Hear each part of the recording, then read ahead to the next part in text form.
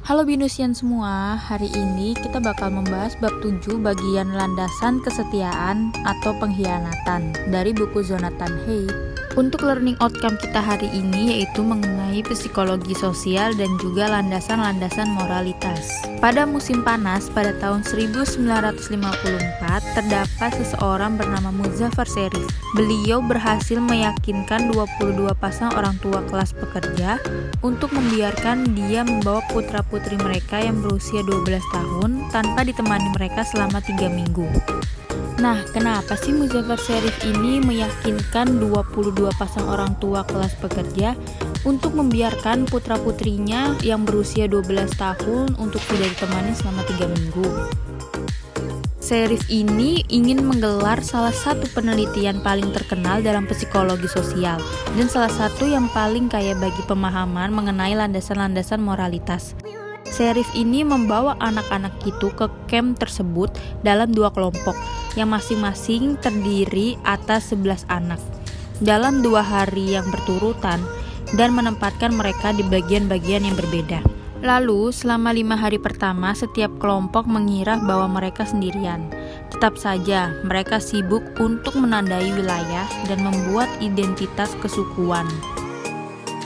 Dalam satu kelompok ini menyebut bahwa diri mereka Rotters, sementara kelompok yang satu lagi memilih nama Eagles. Rotters menemukan kolam yang enak untuk berenang ke arah hilir dari camp utama. Dan setelah berenang pertama kali mereka membuat sejumlah perbaikan di lokasi tersebut. Misalnya, melapisi jalan untuk menuju kolam dengan bebatuan. Mereka kemudian mengklaim bahwa lokasi itu sebagai milik mereka, sebagai tempat persembunyian istimewa yang mereka kunjungin untuk setiap hari. Rotters terusik suatu hari ketika menemukan gelas-gelas kertas di lokasi tersebut, yang sebenarnya ditinggalkan oleh mereka sendiri, tapi mereka nggak sadar. Mereka marah kepada orang luar yang telah menggunakan kolam renang mereka. Maksudnya di sini bahwa Rotters mengira bahwa terdapat orang masuk ke dalam kolam renang yang telah mereka buat bersama-sama. Sesungguhnya, yang membuat atau yang meninggalkan gelas-gelas kertas di lokasi tersebut adalah mereka-mereka yang membuat kolam renang tersebut sendiri. Suatu ketika, seorang pemimpin muncul dalam tiap-tiap kelompok melalui konsensus. Ketika anak-anak itu berusaha untuk memutuskan akan melakukan apa, mereka semua mengajukan gagasan-gagasan. Namun, ketika tiba saatnya memilih salah satu di antara gagasan itu, biasanya si pemimpin yang membuat keputusan. Norma, nyanyian, ritual, dan identitas khas mulai terbentuk dalam tiap-tiap kelompok. Jika diketahui bahwa Rotters tabah dan tidak pernah menangis, dan Eagles tidak pernah berkata kotor. Walaupun mereka di sana untuk bersenang-senang, dan walaupun juga mereka mengira bahwa mereka ini sedang sendirian saja di hutan tersebut. Tiap-tiap kelompok ini akhirnya melakukan hal-hal yang akan cukup bermanfaat. Seandainya mereka akan menghadapi kelompok saingan yang mengklaim wilayah yang sama. Dan ternyata memang itulah yang terjadi. Pada hari ke-6 penelitian, Sherif ini membiarkan Rotters cukup dekat dengan lapangan bisbol, sehingga bisa mendengar bahwa anak-anak lain Eagles sedang menggunakannya. Walaupun Rattlers telah mengklaim lapangan itu sebagai milik mereka. Rotters memohon-mohon kepada para pengawas camp untuk membiarkan mereka menantang Eagles bermain bisbol. Sherif ini kemudian mengatur turnamen seminggu yang terdiri atas berbagai kompetisi olahraga dan keterampilan berkemah. Saat itu, Sherif berkata kinerja dalam semua aktivitas yang kini mungkin menjadi kompetitif, memasang tenda, bisbol, dan lain-lain, diikuti dengan semangat lebih dan juga dengan efisiensi lebih.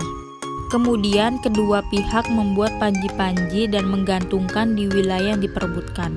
Mereka saling menghancurkan panji-panji tersebut, menyerbu dan merusak ranjang setiap kelompok lain, saling memanggil dengan makian, membuat senjata. Senjata tersebut yaitu senjata dibuatnya dari kaos kaki yang diisi oleh batu, dan seringkali adu jotos seandainya tidak ditengahi oleh para pengawas.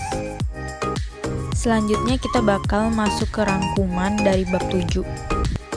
Dalam rangkuman ini, penulis memulai bab dengan mencoba memicu intuisi-intuisi mengenai kelima landasan moral.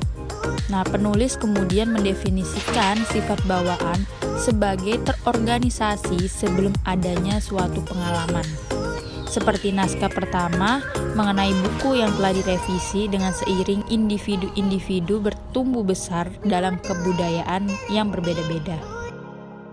Lalu definisi itu memungkinkan penulis mengajukan bahwa landasan-landasan moral itu bersifat bawaan, mengenai aturan-aturan dan nilai-nilai luhur tertentu yang bervariasi seturut kebudayaan. Jadi, ketika kalian akan tertipu bila mencari-cari universalitas dalam buku-buku yang telah usai ditulis, kalian tidak akan menemukan satu pun mengenai paragraf yang ada dalam bentuk yang identik dalam setiap kebudayaan manusia.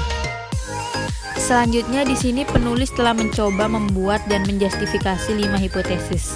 5 hipotesisnya itu apa aja sih isinya? Yang pertama yaitu landasan mengayomi atau membahayakan yang berevolusi sebagai tanggapan terhadap tantangan adaptif berupa mengayomi anak-anak yang rentan. Yang kedua, landasan ketidakcurangan atau kecurangan yang berevolusi sebagai tanggapan terhadap tantangan adaptif yang berupa meraup ganjaran dari kerjasama tanpa dieksploitasi. Yang ketiga, landasan kesetiaan atau pengkhianatan yang berevolusi sebagai tanggapan terhadap tantangan adaptif berupa membentuk dan mempertahankan koalisi. Yang keempat yaitu landasan kewenangan atau pembangkangan yang berevolusi sebagai tanggapan terhadap tantangan adaptif yang berupa pembinaan hubungan yang akan menguntungkan kita dalam hierarki sosial. Yang kelima, sosial kesakralan atau kebejatan berevolusi sebagai tanggapan terhadap tantangan adaptif berupa dilema, omnivora, dan kemudian tantangan yang lebih luas yaitu hidup dalam dunia patogen dan parasit. Cukup sekian materi yang saya berikan dan sekarang saya akan memberikan kuis untuk kalian sebanyak 2 soal. Setiap soalnya ini saya akan memberikan waktu selama 20 detik untuk dijawab secara individu. Soal 1. Pada usia berapa Muzaffar Sherif menyuruh 20 orang tua untuk tidak menemani putra-putri selama 3 minggu? A. 14 tahun, B. 12 tahun, C. 10 tahun, dan D. 20 tahun. Karena waktunya udah habis dan jawabannya adalah B. Umur 12 tahun. Soal kedua, siapakah yang menaruh gelas-gelas kertas di lokasi istimewa? A. Orang luar, B. Rotlers, C. Orang terdekat, dan D. Pengawas. Karena waktunya udah habis dan jawabannya adalah B. Rotlers. Cukup sekian materi dan kuis yang saya berikan. Semoga dapat bermanfaat dengan baik dan dapat dibuat pembelajaran di rumah. Dan mohon maaf jika ada salah-salah kata saat penyampaian. Terima kasih.